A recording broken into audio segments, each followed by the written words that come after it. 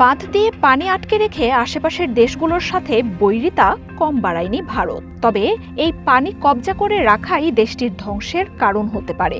ভারতীয় গণমাধ্যম আনন্দবাজার জানিয়েছে, বয়স্ক বাঁধগুলো এখন দেশটির জন্য টাইম বোমায় পরিণত হয়েছে, যে কোনো সময় ঘটবে বিস্ফোরণ। হিসেব বলছে, ভারতে বড় বাঁধের সংখ্যা ৬,০০০-এর বেশি। এর মধ্যে বেশ কয়েকটি বাঁধের বয়স ১০০ পেরিয়েছে। হাজারেরও বেশি বাঁধের বয়স ৫০ থেকে ১০০-এর মধ্যে।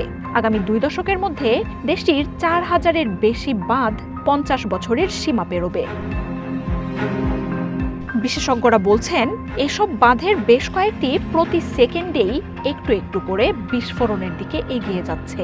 একাধিক বাঁধকে টাইম বোমা বলে মনে করছেন তারা।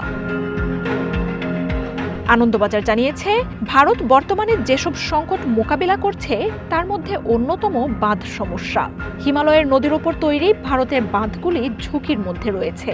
বয়স্ক বাঁধগুলোতে কমেছে পানি ধারণ ক্ষমতা। ঝুঁকির মুখে রয়েছেন সেই বাঁধগুলোর আশেপাশের এলাকার লক্ষ লক্ষ মানুষও। ভারতের সবচেয়ে পুরনো বাঁধ তামিলনাড়ুর কাল্লানাই। সবশেষ সেই বাঁধ মেরামত হয়েছিল ব্রিটিশ আমলে। এছাড়াও কেরালার মুল্লাপেরিয়ার বাঁধ তৈরি হয় ১৮৯৫ সালে। কাবেরী নদীতে মেত্তুর বাঁধ ১৯৩৪-এ তৈরি হয়। নিজাম সাগর বাঁধ তৈরি হয়েছে ১৯৩১ সালে। ব্রিটিশ আমলে কৃষ্ণা এবং গোদাবরী নদীর উপর অনেক বাঁধ তৈরি হয়েছে। স্বাধীনতার পর বিদ্যুৎ, শিল্প, খাদ্য উৎপাদন বৃদ্ধি সব মিলিয়ে সার্বিক উন্নতির জন্য বাঁধ তৈরির দিকে নজর দেয় ভারত।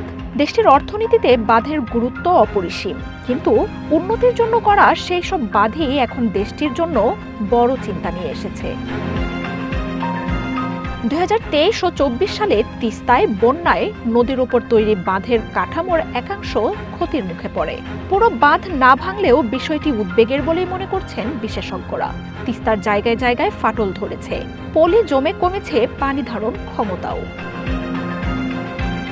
এই বছর উদ্বেগ আরও বেড়েছে। সেপ্টেম্বরে শীত আসার কথা থাকলেও বৃষ্টি দেখছে অনেক অঞ্চল। জলবায়ু পরিবর্তনে বেড়েছে মেঘ ভাঙা বৃষ্টির সংখ্যা। চাপের কারণে পুরনো কাঠামোর এসব বাঁধ ভেঙে তাই আশেপাশের বহু মানুষের প্রাণহানির শঙ্কা জোরালো করছে। মার্জিয়া উপমা, ওয়ান ইন্টারন্যাশনাল ডেস্ক।